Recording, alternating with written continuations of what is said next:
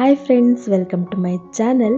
ಇವಾಗ ಹೇಗೂ ಮಳೆಗಾಲ ಸ್ಟಾರ್ಟ್ ಆಗಿದೆ. ಇವಾಗಿರೋ ಚಳಿಗೆ ಬಿಸಿ ಬಿಸಿಯಾಗಿ ಏನಾದರೂ ಕುಡಿಬೇಕು, ತಿನ್ನಬೇಕು ಅಂತ ಅನ್ನಿಸ್ತಾ ಇರುತ್ತಲ್ವ. ಅದಕ್ಕೋಸ್ಕರ ನಾನಿವತ್ತು ರೆಸ್ಟೋರೆಂಟ್ ಸ್ಟೈಲಲ್ಲಿ ಮಿಕ್ಸ್ ವೆಜಿಟೇಬಲ್ ಸೂಪ್ ಹೇಗೆ ಮಾಡೋದು ಅಂತ ತೋರಿಸ್ಕೊಡ್ತಾ ಇದ್ದೀನಿ.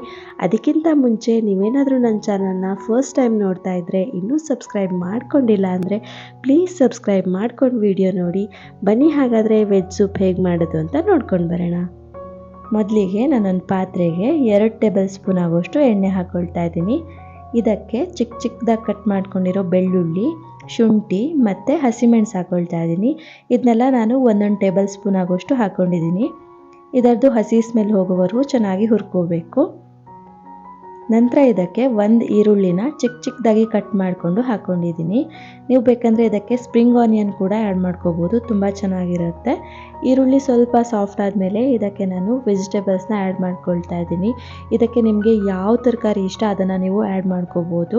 ನಾನಿಲ್ಲಿ ಕ್ಯಾರೆಟು, ಕ್ಯಾಬೇಜು, ಬೀನ್ಸು, ಕ್ಯಾಪ್ಸಿಕಮ್ ಮತ್ತು ಸ್ವೀಟ್ ಕಾರ್ನ್ ಆ್ಯಡ್ ಮಾಡ್ಕೊಳ್ತಾ ಇದ್ದೀನಿ.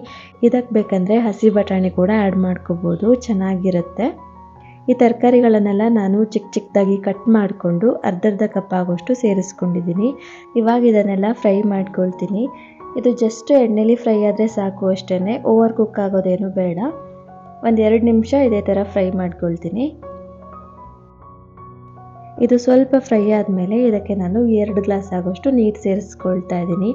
ಸೂಪ್ ಏನಾದರೂ ಸ್ವಲ್ಪ ತೆಳುಬೇಕು ಅನ್ನೋ ಹಾಗಿದ್ರೆ ಇನ್ನೊಂದು ಗ್ಲಾಸ್ ಎಕ್ಸ್ಟ್ರಾ ನೀರು ಸೇರಿಸ್ಕೋಬೋದು.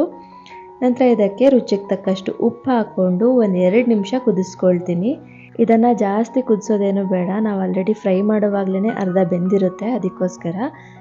ನಂತರ ಇದಕ್ಕೆ 1 ಟೇಬಲ್ ಸ್ಪೂನ್ ಆಗೋಷ್ಟು ಸೋಯಾ ಸಾಸ್ ಮತ್ತು 1 ಟೇಬಲ್ ಸ್ಪೂನ್ ಆಗೋಷ್ಟು ಗ್ರೀನ್ ಚಿಲ್ಲಿ ಸಾಸ್ ಹಾಕ್ಕೊಳ್ತಾ ಇದ್ದೀನಿ. ಸಾಸ್ ಬೇಡ ಅಂದರೆ ಸ್ಕಿಪ್ ಮಾಡ್ಬೋದು, ಆದರೆ ಹಾಕ್ಕೊಂಡ್ರೆ ಚೆನ್ನಾಗಿರುತ್ತೆ. ನಂತರ ಇದಕ್ಕೆ 1 ಟೇಬಲ್ ಸ್ಪೂನ್ ಆಗೋಷ್ಟು ನಿಂಬೆ ರಸ, 1 ಟೇಬಲ್ ಸ್ಪೂನ್ ಆಗೋಷ್ಟು ಪೆಪ್ಪರ್ ಪೌಡರ್ ಮತ್ತು 1 ಟೇಬಲ್ ಸ್ಪೂನ್ ಆಗೋಷ್ಟು ಸಕ್ಕರೆ ಹಾಕ್ಕೊಂಡು ಇದನ್ನು ಚೆನ್ನಾಗಿ ಮಿಕ್ಸ್ ಮಾಡ್ಕೊಳ್ತೀನಿ. ಇದಕ್ಕೆ ಸ್ವಲ್ಪ ಸ್ವೀಟ್ನೆಸ್ ಇದ್ದರೆ ಚೆನ್ನಾಗಿರುತ್ತೆ, ಅದಕ್ಕೋಸ್ಕರ ಸಕ್ಕರೆ ಹಾಕ್ಕೊಂಡಿರೋದು. ಇದು ಸ್ವಲ್ಪ ಕುದೀತಿದ್ದಂಗೆ 1 ಬೌಲ್ಗೆ 2 ಟೇಬಲ್ ಸ್ಪೂನ್ ಆಗೋಷ್ಟು ಕಾರ್ನ್ಫ್ಲೋರ್ ಹಾಕ್ಕೊಂಡು ಇದಕ್ಕೆ ಸ್ವಲ್ಪ ನೀರು ಹಾಕ್ಕೊಂಡು ಚೆನ್ನಾಗಿ ಮಿಕ್ಸ್ ಮಾಡಿ ಇದನ್ನು ಹಾಕ್ಕೋಬೇಕು. ಹಾಗೇ ಹಾಕ್ಕೊಂಡ್ಬಿಟ್ರೆ ಗಂಟು ಥರ ಆಗಿಬಿಡುತ್ತೆ, ಅದಕ್ಕೋಸ್ಕರ ಈ ಥರ ಚೆನ್ನಾಗಿ ಮಿಕ್ಸ್ ಮಾಡಿಕೊಂಡು ಗಂಟಿಲ್ಲದೆ ಇರೋ ಥರ ಇದನ್ನು ಇದಕ್ಕೆ ಹಾಕ್ಕೋಬೇಕು. ಇದಕ್ಕೆ ನಾವು ಕಾರ್ನ್ಫ್ಲೋರ್ ಮಿಕ್ಸ್ ಹಾಕಿದ ತಕ್ಷಣ ಇದನ್ನು ಮಿಕ್ಸ್ ಮಾಡ್ಕೋಬೇಕು, ಇಲ್ಲಾಂದರೆ ಒಂದೇ ಕಡೆ ಗಟ್ಟಿಯಾಗಿಬಿಡುತ್ತೆ ಇದು. ಇದಾದ ನಂತರ ಜಾಸ್ತಿ ಹೊತ್ತು ಕುದಿಸ್ಬೇಕು ಅಂತ ಇಲ್ಲ, ಜಸ್ಟ್ ಥಿಕ್ನೆಸ್ ಬರೋವರೆಗೂ ಕುದಿಸ್ಕೊಂಡ್ರೆ ಸಾಕು. ಬಿಸಿ ಬಿಸಿ ಸೂಪ್ ರೆಡಿನೇ ಆಗೋಗುತ್ತೆ. ನೋಡಿ ಎಷ್ಟು ತಿಕ್ಕಾಗಿ ಎಷ್ಟು ಚೆನ್ನಾಗಿ ಬಂದಿದೆ ಅಂತ. ಇವಾಗ ಇದನ್ನು ಒಂದು ಸರ್ವಿಂಗ್ ಬೌಲ್ಗೆ ಸರ್ವ್ ಮಾಡ್ಕೊಳ್ತೀನಿ. ಇದಕ್ಕೆ ಬೇಕಂದರೆ ಮೇಲಿಂದ ಸ್ವಲ್ಪ ಸ್ಪ್ರಿಂಗ್ ಆನಿಯನ್ ಇಲ್ಲಾಂದರೆ ಕೊತ್ತಂಬರಿ ಸೊಪ್ಪು ಹಾಕಿ ಗಾರ್ನಿಷ್ ಮಾಡ್ಕೋಬೋದು. ಇವಾಗಿನ ಚಳಿಗೆ ಈ ಬಿಸಿ ಬಿಸಿ ಸೂಪು ತುಂಬಾ ಚೆನ್ನಾಗಿರುತ್ತೆ, ಖಾರವಾಗಿ ಸಖತ್ತಾಗಿರುತ್ತೆ. ನೀವು ಕೂಡ ಮನೇಲಿ ಟ್ರೈ ಮಾಡಿ, ಹೇಗೆ ಬಂತು ಅಂತ ಕಮೆಂಟ್ ಮಾಡಿ. ಹಾಗೆಯೇ ವಿಡಿಯೋ ಇಷ್ಟ ಆಗಿದ್ರೆ ಪ್ಲೀಸ್ ಒಂದು ಲೈಕ್ ಮಾಡಿ, ಫ್ರೆಂಡ್ಸ್ ಆ್ಯಂಡ್ ಫ್ಯಾಮಿಲಿ ಜೊತೆ ಹೆಚ್ಚು ಶೇರ್ ಮಾಡಿ. Thanks for watching.